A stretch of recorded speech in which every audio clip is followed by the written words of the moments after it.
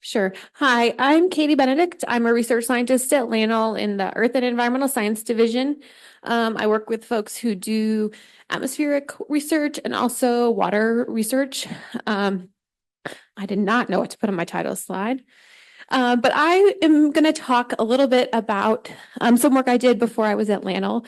I've only been at LANL for 4 years, and the scope of the work I have done sort of changed to focus more on wildfires that Kip was sort of talking about. And I think about monitoring air quality in a few different ways. Sometimes we do it for the pure science, right? Because there's cool chemical reactions that we want to better understand.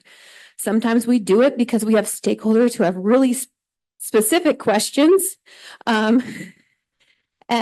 we're trying to meet their needs.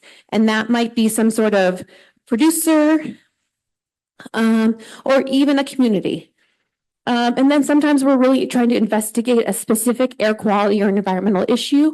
I did a lot of work with the National Park Service, and often they would be like, we're seeing this happen. Can you come make measurements so we can understand what's happening? And so we know who to go to talk to fix that. So we went to Carlsbad Caverns, for instance, where they were having really high ozone problems. And we probably could guess the origin of that, but they needed data to back that up. I think that's there. So I have a lot of experience working with different types of stakeholders and developing different types of monitoring to meet their needs. And some of that started in Rocky Mountain National Park, where we engaged with agricultural producers on the Front Range to see what we could do to limit nitrogen emissions that were making it to Rocky Mountain National Park and changing the ecosystems there.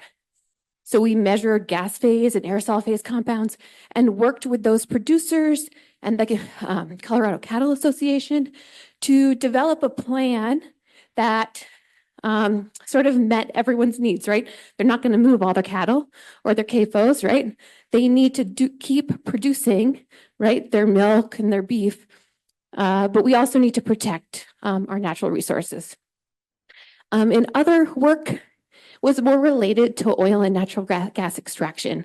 And so that's a little bit what I'm going to talk about today. I mentioned the Carlsbad Caverns work because that occurred in New Mexico.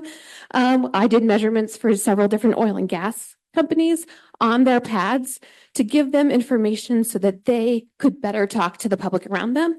And then the case study I'm going to talk a little bit about was in Broomfield, Colorado, where we did work for the city council and the community there. And we started that work, right? Fracking kind of had a big boom in Colorado and changed all of the land use, essentially. So in people's backyards, they were drilling wells, and the community was very unhappy. Like, so unhappy, right? They used to have a nice view. Now they have this oil rig, at least temporarily. And so the city and county council came up with an agreement with those operators to help address the citizens' concerns about impacts, quality of life, noise, their health, right? And, we all know what happens with elections. Some of the most vocal anti-fracking citizens got put on the council, and they said, we're going to spend money measuring the air quality, which was great for me and the folks I worked with. And so we worked with the Broomfield staff, those operators, to develop a monitoring plan to sort of give the citizens data that they were asking for to better understand the acute and chronic exposure, and to understand how that might be changing with time. And so this study, here's Colorado. Broomfield is just north of Denver along the I-25 corridor. So we collected weekly canisters that were measured for volatile organic compounds, or VOCs. This allows us to better understand the signature of those air masses and associate what we're measuring with different operations. We had a cool truck that we could drive around, had some gas chromatography instrumentation in the back, as well as methane sensors, so that we could drive around and look for specific hotspots and plumes. We also had to work with some small sensors with a company. And then eventually citizens asked for their own canisters. They'd be like, I smell stuff. You need to be here to measure it. You're not here when you need to be. So we ended up giving citizens canisters so they could collect their own samples. And all of this work has been published. So this is just sort of a little bit of an overview of some of the changes in concentration of ethane, benzene, and then a sum of 49 different volatile organic compounds that were measured at different periods at 2 different wells.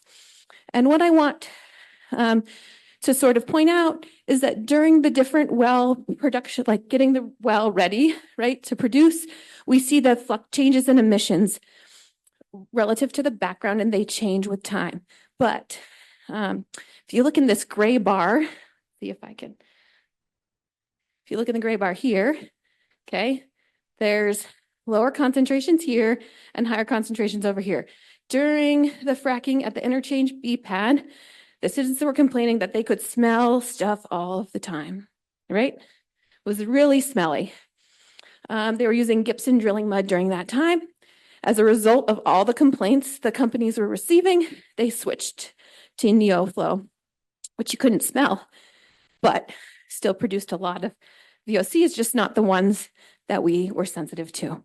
But then the complaints went down, and they still got the well into production.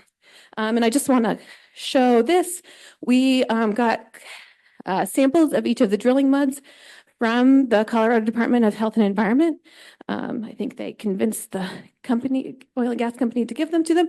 And you can see, these are the list, like the TVOC 49, of the compounds we were measuring. And you can see these differences. So it's not that the total amount of VOCs went down, sort of like we saw, it's that the speciation changed. And actually in the NeoFlow, which are the star pieces, right? We have these longer chain alkanes, for instance. And so I'm going to just leave it there. There's a lot to talk about in this paper. But sorry, I'm not leaving it there. I'm going to leave it there for Broomfield. Since coming to LANL, a team of the people I work with work on orphan wells, which Eric is going to talk about next. But before we started that project, we had a student who was driving around in the Four Corners region looking at ethane to methane ratios from different facilities. And we can see, based on the excess ethane to excess methane, we see different types of fingerprints for different types of operations and different types of wells. And so we like to use these type of fingerprints to better understand the sources and potential emissions. A bunch of this work is published, and I put it here. So if you're interested, I'm happy to talk more about this type of work or refer you to the publications, and I'm going to hand it off to Eric.